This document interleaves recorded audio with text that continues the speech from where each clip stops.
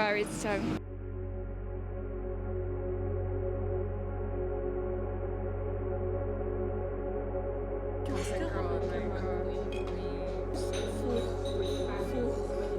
Tu n'aimes pas les pinks? Moi j'adore les pinks. Got to do on your own, so that...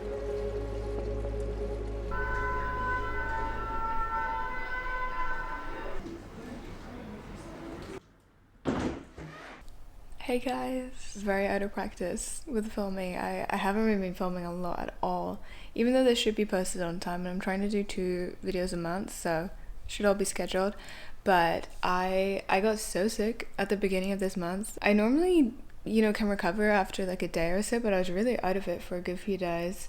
Spent a lot of time on the sofa, was watching Bridgerton, read a bit, finally finished that Donna Tartt book, which I've been reading. Honestly, don't think I can fully recommend that because it was a very long read. Ate a bunch of pho, chicken soup, so feeling much better. Happy New Year. Actually, we're officially in the year of the horse, which feels great. I'm wishing you a lot of, beautiful, abundant, successful energy. And while that dog is really barking outside, treating today as like a reset time. I have 0 social plans. Well, I had social plans this morning. I went to Barry's with Esther, which was great. I can't go to Barry's on my own because why would I put myself through that? Now I can spend some time at home. I need to do like dishes, laundry. I want to cook. I need to give a little apartment update because I got a coffee table, another one, because I had a coffee table at one point and then I didn't like it, so I returned it. And I bought one on auction, which I prefer. To me it's still not perfect, but oh my gosh, I did not know how heavy this thing was when I bought it because the auction gave the details of the measurements, not the weight. I think it's like 90 kilos.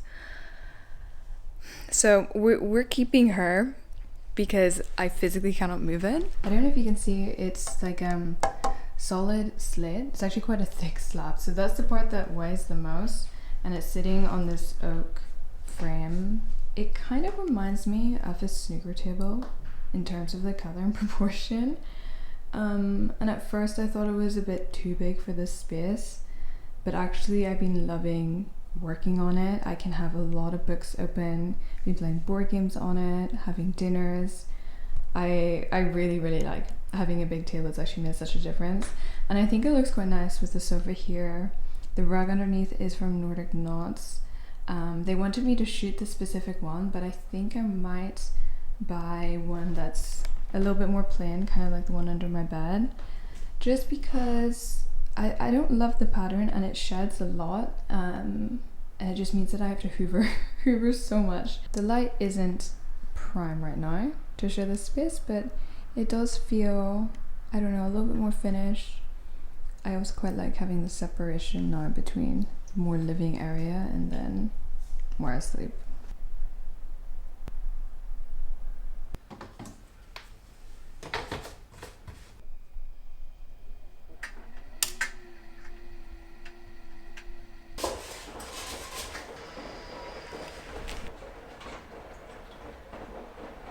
I look really short because I'm sitting on the floor, but I had to do some last minute edits to this Adobe video, which I'm gonna post now. I have to cross post this on YouTube Shorts, TikTok, and Instagram. I actually deleted TikTok last year because I was spending so much time on it and there was just no reason for me to be on the application. So, re-downloaded it to upload this video.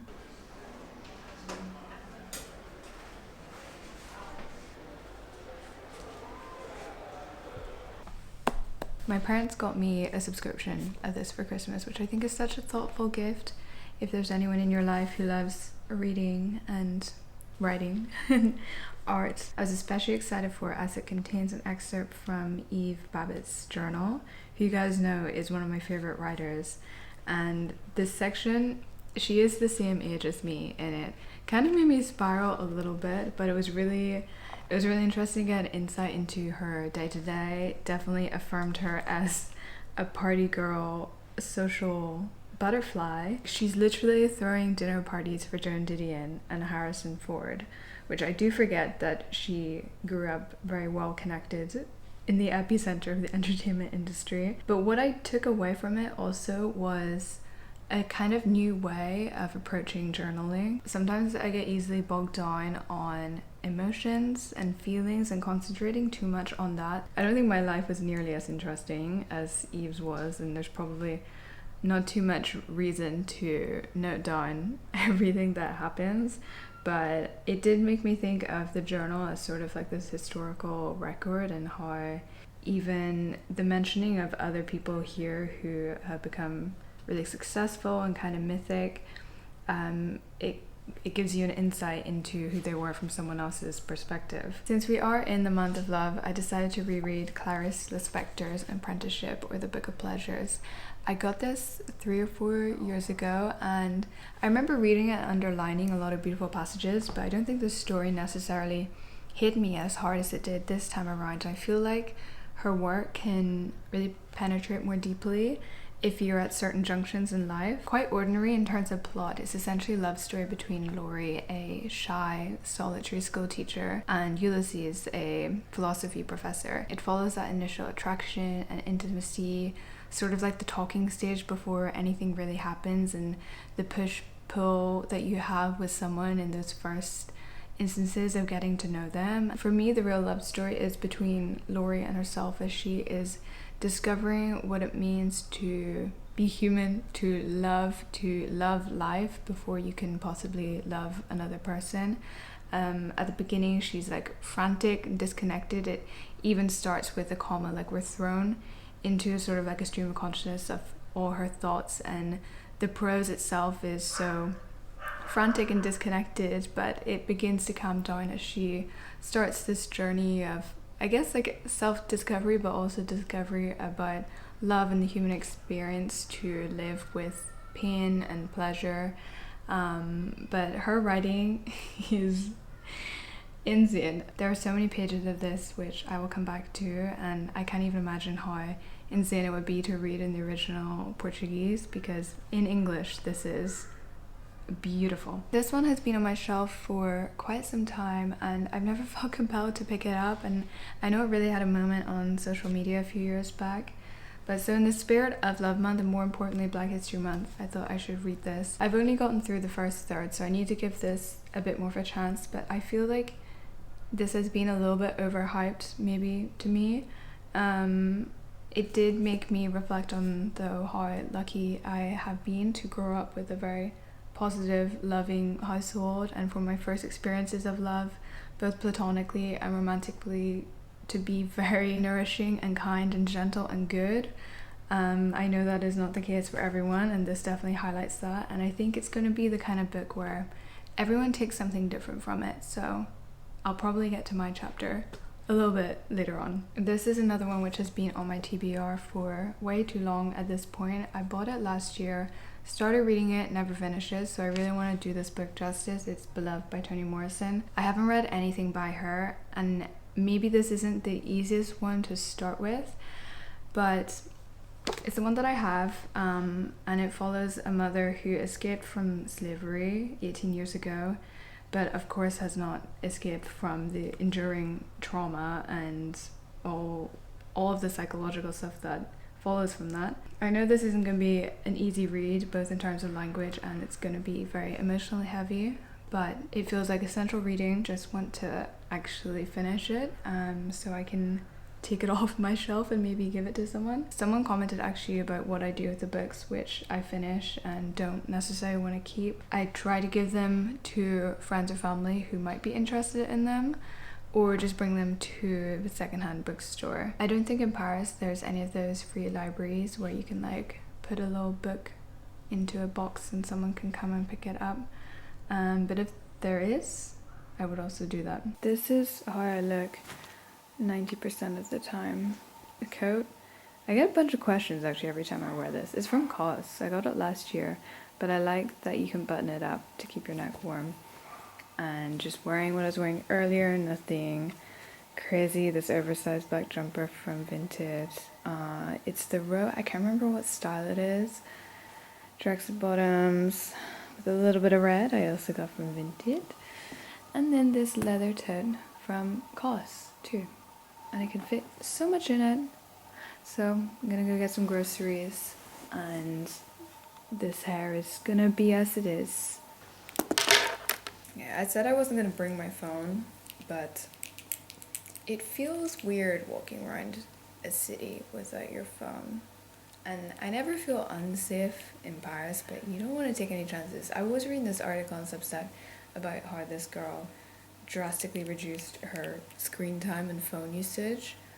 And she was saying, oh yeah, I just, I leave it in this little nook in my house, and if I'm going out for errands and stuff, I just don't bring it. I bring my wallet. And I get it.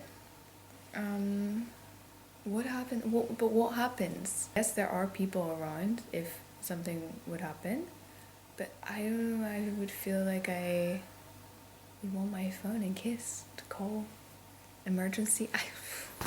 Maybe I'm making excuses.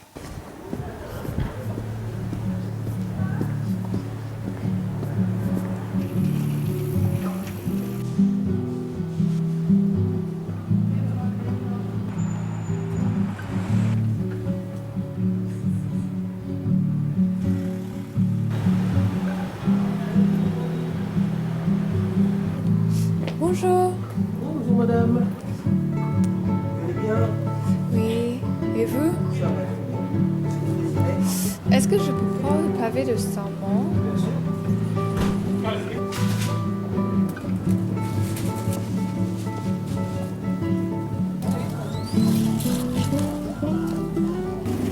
Get some yogurt, but I really want to try this at some point.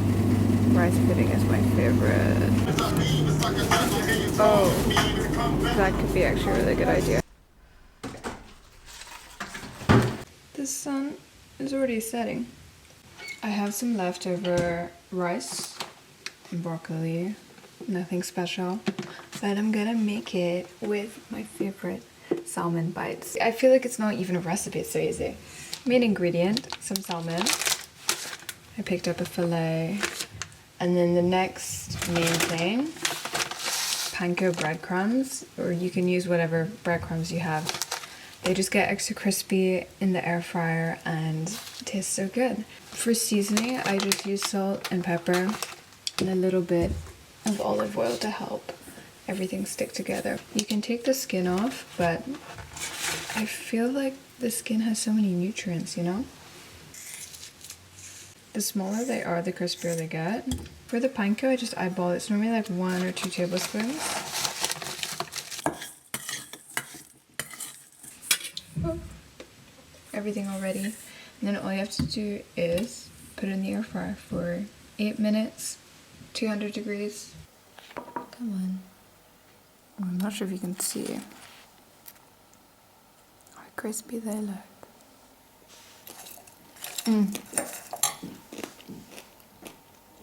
9 anneaux furent donnés à la race des hommes, qui par-dessus tout désiraient le pouvoir. Honestly, the dubbing is so good. If I had realized this sooner, I'd be watching.